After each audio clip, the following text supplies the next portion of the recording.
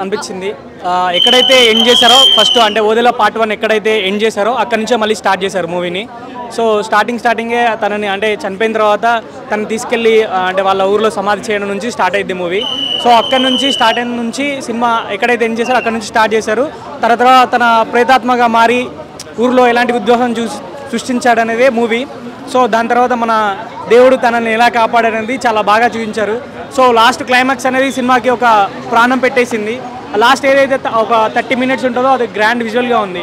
అంటే తను త్యాగం చేయడం, సో తర్వాత తన కోసం అంటే ఒక తపశక్తి చేస్తే కానీ దేవుడు రాడు అనే విధంగా చూపించారు.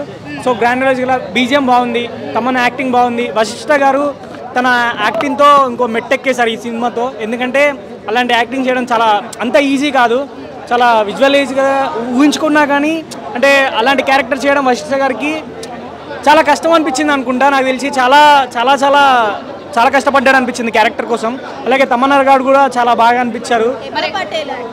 హిబ్బా పటేల్ చాలా తక్కువ స్పేస్ ఉంటుంది, కానీ తన ఒక షాట్ ఉంటుంది తను చనిపోయేటప్పుడు, ఆ షాట్ చాలా సినిమాకి చాలా హైలైట్ అవుతుంది. దాని తర్వాతనే అది ప్రీ క్లైమాక్స్, తర్వాత క్లైమాక్స్ ఉంటుంది. లాస్ట్లో ఎప్పుడైతే శివుడు కనిపిస్తాడో అసలు మనం సీట్లో కూర్చోలేము. ఆ విజువలైజర్కి వండర్ చాలా చాలా అసలు గ్రాండియర్గా అనిపించింది ఆ సినిమా. ఒక మనం ఏదైతే క్లైమాక్స్ చూస్తామో ఆ క్లైమాక్స్ చాలా సినిమాకి చాలా అంటే చాలా కాదు, ఆ క్లైమాక్స్ కోసం మళ్ళీ చూడాలనిపిస్తుంది సినిమా కొంచెం. అంటే మనకు ఎప్పుడైతే తమన్నా ఎంట్రీ కాకముందుకు అబ్బా తమన్నా ఎప్పుడు వస్తుంది అనిపిస్తూ ఉంటుంది. సో తమన్నాని మనకు చాలా ఆల్మోస్ట్ ఇంటర్వెల్ పార్ట్ టైంలో మనకు తమన్నా ఎంట్రీ ఉంటుంది.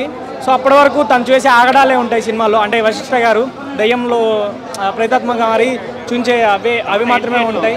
తమన్నా ఎంట్రీ చాలా బాగుంది. అది ఒక బాగా అనిపించింది. అది కూడా బాగుంటుంది. ఒక ఫైట్తో సీన్ ఎంట్రీ ఉంటుంది తమన్నా.